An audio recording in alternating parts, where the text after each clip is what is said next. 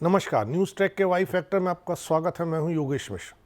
कभी उत्तर प्रदेश की सियासत में सरकार बनाने और सरकार गिराने का खेल खेलने वाले बाहुबली नेता अमरमणि त्रिपाठी 20 सालों बाद फिर सुर्खियों में आ गए हैं।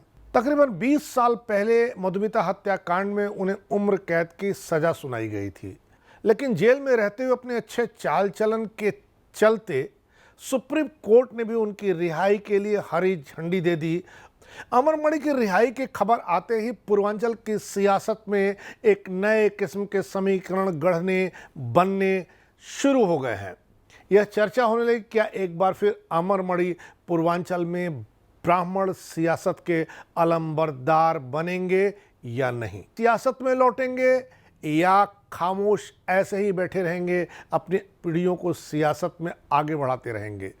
यह भी देखना बहुत दिलचस्प लोगों को लग रहा है कि कभी सत्ता गिराने और सत्ता बनाने का खेल खेलने वाले अमरमणि एक ऐसे समय जब स्पष्ट बहुमत की सरकार चल रही हो तो क्या सियासत से तौबा कर देंगे? क्या अमरमणि अपनी निजी जिंदगी शुरू करेंगे? इन ढेर सारे सवालों के बीच अमरमणि की रिहाई उनके समर्थकों के लिए उल्लास का सबब है तो उनके विरोधियों के लिए बहुत परेशान करने वाली बात है। अमरमणि वैसे तो शांत बैठने वाले लोगों में नहीं है, सियासत उनके रग रग में है। एक बाहुबली सियासत की सीढ़ियां कैसे चढ़ सकता है, इसके वे खासे हुनरमंद हैं। अमरमणि, उनकी पत्नी मधुमणि और मधुमिता, इन तीनों को समझने की जरूरत है क्योंकि ये तीनों एक साथ एक प्रेम प्रसंग से जुड़ते हैं। वह प्रेम प्रसंग अंत में हत्या में तब्दील हो जाता है। उसी हत्या की सजा भुगतते हुए अमरमणि की सियासत खत्म हो जाती है। इसलिए इस पूरे प्रेम त्रिकोण में हत्या, साजिश और किरदारों के बारे में समझने की बहुत ज़रूरत है। 20 साल पुरानी इस कहानी को जानने के लिए जरूरी हो जाता कि सबसे पहले हम इस कहानी को मधुमिता शुक्ला से शुरू करें।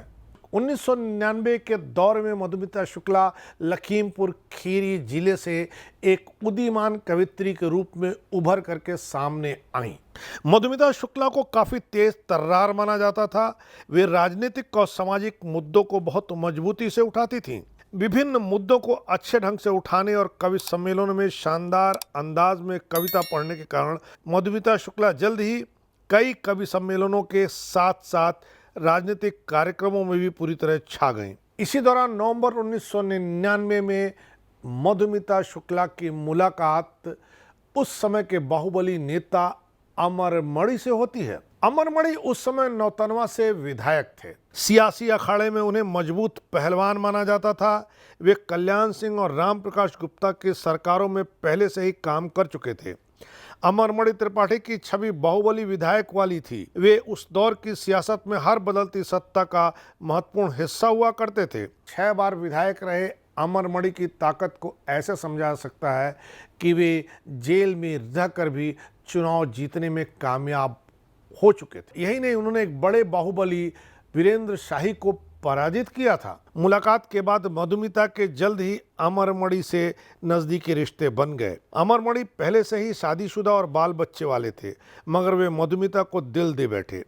मधुमिता के मन में भी राजनीतिक रसूख वाले अमरमणि के प्रति आकर्षण पैदा हो गया। मधुमिता ने अपनी डायरी में अमरमणि के साथ अपने प्रेम संबंधों का जिक्र भी किया है। इस बीच मधुमिता गर्भवती हो गईं। उन पर गर्भपात का दबाव बनाया गया, लेकिन उन्होंने ऐसा करने से मना कर दिया। लखनऊ में निशादगंज स्थित पेपर मिल कॉलोनी में 9 मई 2003 को मधुमिता की गोली मारकर हत्या कर दी गई। उस समय मधुमिता 7 महीने की गर्भवती थी। डीएनए जांच में पता चला कि कवित्री के पेट में पल रहा बच्चा अमरमणि का है। इस घटना से यूपी की सियासत में भूचाल आ गया। अमरमणि उस समय बसपा सरकार में मंत्री थे। मधुमिता शुक्ला के परिजनों ने इस मामले को दर्ज कराया, जिसमें अमरमणि त्रिपाठी, उनकी पत्नी मधुमणि त्रिपाठी, भतीजे रोहित मणि त्रिपाठी, संतोष राय और पवन पांडे को आरोपी बनाया गया। विपक्ष के तेवर और बढ़ते दबाव की वजह से बीएसपी सरकार को आखिरकार इस मामले की जांच सीबीआई से कराने की संस्तुति करनी पड़ी। हालांकि मायावती ने इस केस को सीबीआई में देने से पहले इसकी सीबीसीआईडी जांच लिखी थी कि सीबीसीआईडी जांच चल रही थी, लेकिन जिस तरह का हाई प्रोफाइल मामला हो गया था उससे सीबीआई जांच से नीचे किसी भी जांच पर उनके परिजन और विपक्ष तैयार नहीं थे।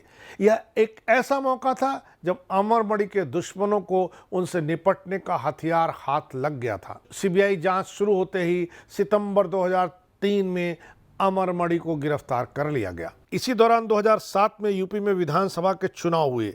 जेल में रहते हुए अमरमणि त्रिपाठी ने निर्दलीय उम्मीदवार के रूप में महाराजगंज जिले के लक्ष्मीपुर सीट से जबरदस्त जीत हासिल की। उन्होंने राष्ट्रीय जनता दल के निकटतम प्रतिद्वंदी कौशल किशोर को 20,000 वोटों से हराया। 24 अक्टूबर 2007 को देहरादून के फास्ट ट्रैक ने अमरमणि, उनकी पत्नी मधुमणि, भतीजे रोहित और शूटर संतोष राय को मधुमिता हत्याकांड में दोषी करार देते हुए उम्र कैद की सजा सुना दी। इस मामले में 16 जुलाई 2012 को नैनीताल हाई कोर्ट ने फास्ट ट्रैक के फैसले पर अपनी भी मुहर लगा दी। सुप्रीम कोर्ट ने भी 4 जनवरी 2013 और 31 जुलाई 2013 को देहरादून के फास्ट ट्रैक द्वारा सुनाई गई सजा को बरकरार रखने का आदेश दिया। दरअसल पिछले दिनों सुप्रीम कोर्ट ने जेल के दौरान अच्छे आचरण करने वाले कैदियों के रिहाई की सलाह दी। इसके बाद अमरमणि ने अच्छे आचरण के आधार पर अदालत में अपनी रिहाई की गुहार लगाई। उनकी याचिका पर सुप्रीम कोर्ट ने बीते 10 फरवरी को रिहाई का आदेश जारी किया। आदेश का अनुपालन न होने पर अमरमणि ने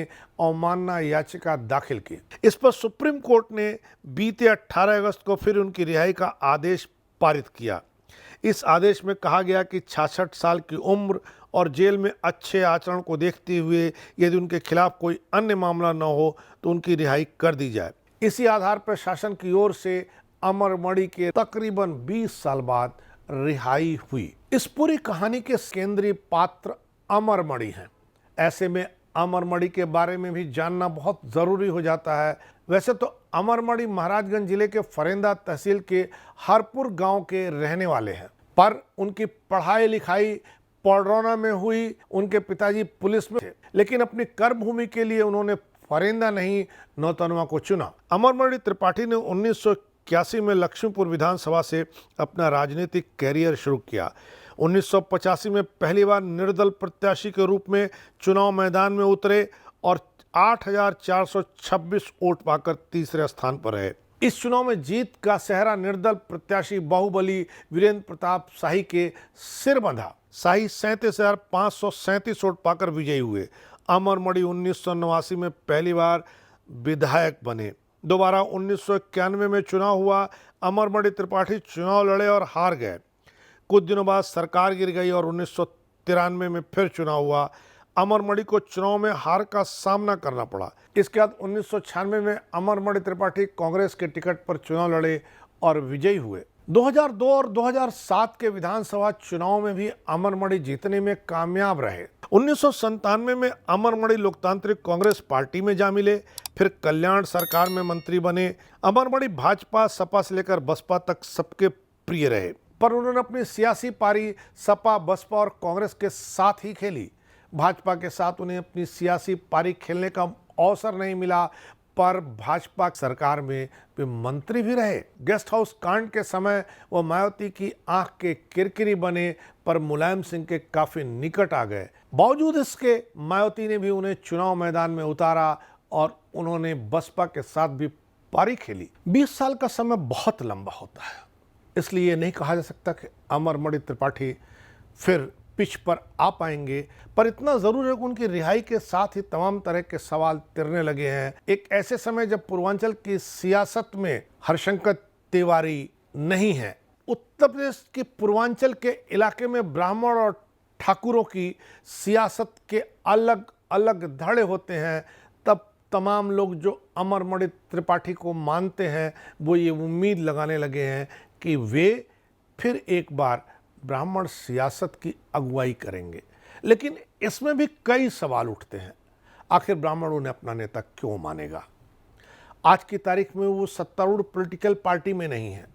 दूसरे एक ऐसे समय जब पूरी की पूरी सियासत योगी आदित्यनाथ के इर्द गिर्द घूम रही हो, जो उसी इलाके से आते हैं, तो नया केंद्र ब्राह्मण क्यों बनने देगा? इसी के साथ यह भी जानना जरूरी है कि ब्राह्मण और ठाकुर ये दोनों जातियां भारतीय जनता पार्टी को वोट करते हैं। आखिर ऐसे में अमरमणि त्रिपाठी क्या चमत्कार कर देंगे? पर ढेर सारे लोगों का यह भी मानना है कि अमरमणि त्रिपाठी एक स्पेंड फोर्स है। कभी उन्हें बिज्जू नाम से पुकारा जाता था। गोरखपुर ही नहीं, पूर्वांचल की सियासत में वो बहुत कद्दावर लोगों में थे। उनके ढेर सारे रिश्ते थे, उनका खूब रसूख था। जो उनको दूर से जानते हैं, जो सिर्फ उनके प्रशंसक या प्रचारक नहीं हैं, वो इस बात से मुतमईन हो गए हैं कि अमरमणि त्रिपाठी अपनी निजी जिंदगी शुरू करेंगे, अपनी पीढ़ियों के लिए रास्ता तैयार करेंगे, अपने क्षेत्र के लोगों को भावनात्मक रूप से इस बात के लिए जोड़ेंगे कि उनके साथ जो कुछ हुआ वो अन्याय था, न्याय नहीं हुआ। और वो न्याय अन्याय के बीच अपने बेटे या बेटी की सियासी ज़मीन तैयार करेंगे। हालांकि उनका बेटा अमरमणि एक बार विधायक रह चुका है। अब देखना है कि अमरमणि की रिहाई के बाद पूर्वांचल के समीकरण बदलते हैं या जस के तस बने रहते हैं। पूर्वांचल में नया समीकरण योगी आदित्यनाथ के रहते गढ़ पाना किसी के लिए बहुत मुश्किल है। इस बार इतना ही। अगली बार फिर मिलेंगे किसी नए सवाल पर नए ढंग से बात करने के लिए। तब तक के लिए नमस्कार।